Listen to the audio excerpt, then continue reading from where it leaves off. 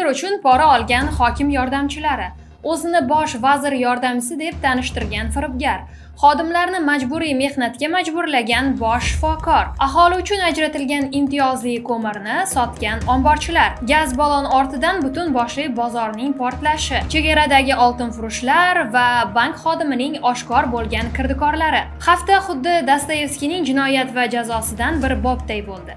Murakkab, ziddiyatli va keskin. Assalomu alaykum. O'tgan haftadagi iqtisodiy hayotimizga oid muhim yangiliklar Tanga.uz xabarnomasida.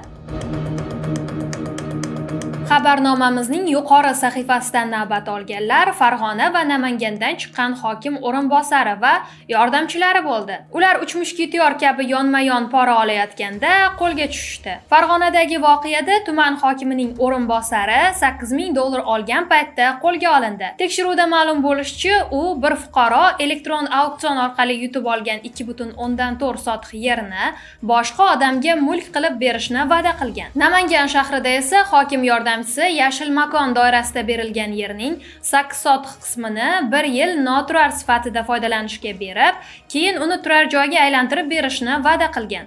Buning uchun $6,000 so'ragan.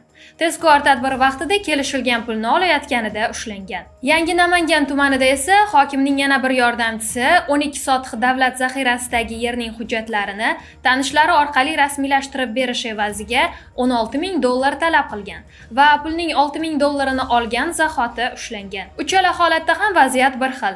Davlat yerini shaxsiy savdoga aylantirishga urinish, mansabdan foydalanish va yashirin bitimlar. Ammo bu safar sxemalar ishlamadi. Uchala vakilga nisbatan ham jinoyat ishi qo'zg'atildi va tergov harakatlari davom etmoqda. O'zini bosh vazir yordamchisi deb tanishtirgan firibgar sahifamizning navbatdagi qahramoni. Uning hikoyasi xuddi detektiv romanlaridagidek boshlanib, oxir-oqibat qamoq bilan yakunlandi. Samarqandda bo'lib o'tgan holatda Toshkentda yashovchi IX ismli 73 yoshli erkak Jonboy don mahsulotlari aksiyadorlik jamiyati rahbariga qo'ng'iroq qiladi va o'zini bosh vazir yordamchisi Shuhrat Azizov sifatida tanishtiradi. Suhbat davomida yuqori mansab egalari bilan yaqin aloqada ekanini, ko'plab masalalarni hal qila olishini aytib, ishonch qozonadi. Keyinroq firibgarlik sxemasini ishga tushiradi.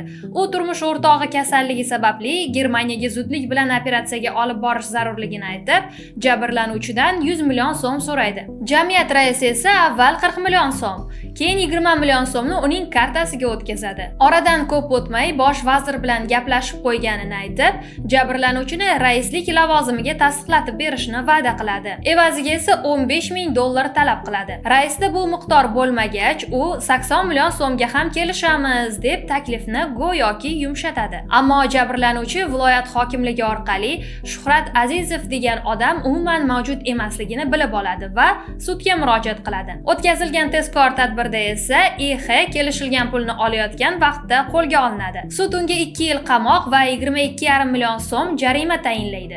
Jazoni esa qattiq tartibli koloniyada o'tashi belgilanadi.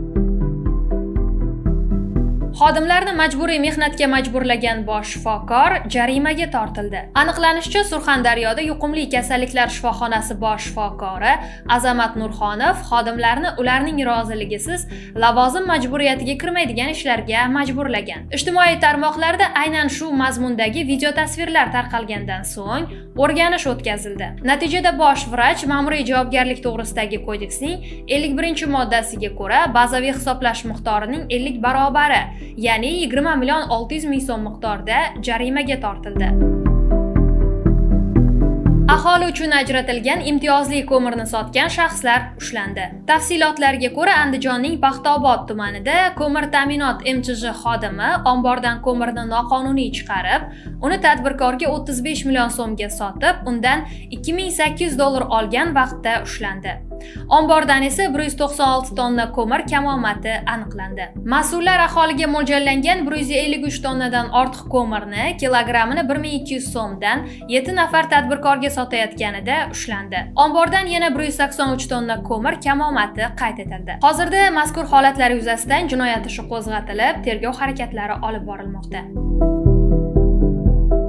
Guliston bozoridagi kafeda portlash yuz berdi. Ma'lum bo'lishicha, portlash gaz ballon portlashi oqibatida yuz bergan. Natijada 29 nafar fuqaro jarohat olgan. Ulardan 26 nafari shifoxonaga yotqizilgan, 3 nafari yengil jarohati bo'lganligi uchun uyiga javob berilgan. Og'ir ahvolda qabul qilingan 3 nafar bemor vafot etgan. Yana bir nafar bemor o'ta og'ir bo'lib, sun'iy nafas oldirish apparatiga ulangan. Reanimatsiyadagi 5 nafar bemor stabil og'ir holatda. Ushbu hodisa yuzasidan jinoyat ishi qo'zg'atildi va 3 kishi qamoqqa olindi.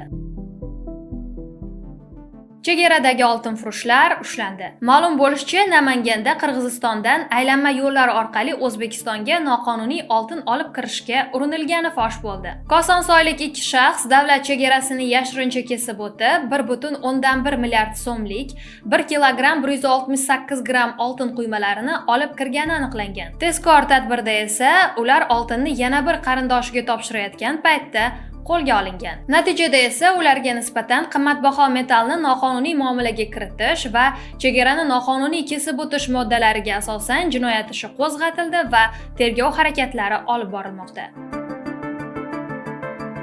Bank xodimining pora evaziga kredit hal qilib berish sxemasi fosh bo'ldi. Hafta davomida bank va moliya sohasi ham jinoyat va jazo voqealiklaridan chetda qolmadi. Surxondaryoda Biznesni rivojlantirish bankining hududiy boshqarmasi xodimi qo'lga olindi. Aniqlanishicha, u Sho'rchi tumanida yashovchi fuqaroga kredit ajratib berish masalasini hal qilib berish uchun $2000 va 1,3 million so'm olgan. Fuqaroga esa 17 milliard so'mlik kredit kerak bo'lgan. Biroq garov sifatida ko'rsatilgan bino elektron baholash tizimiga ko'ra yetarli qiymatga ega bo'lmagani aytilgan. Xodim esa bu muammoni hal qilib berish evaziga pul talab qilgan. Tezkor tadbirda esa u pulni olayotganda qo'lga olingan. Unga nisbatan Jinoyat kodeksining firibgarlik moddasi bilan jinoyat ishi qo'zg'atilgan va tergov harakatlari olib borilmoqda. Xo'sh, bu hafta yana nimalar ro'y berdi? Migratsiya agentligi Koreya Respublikasida nolegal bo'lib turgan fuqarolarni ogohlantirdi. Koreya Respublikasi Adliya vazirligi xabariga ko'ra, agarda fuqaro ushbu mamlakatda noqonuniy holatda bo'lib turgan bo'lsa,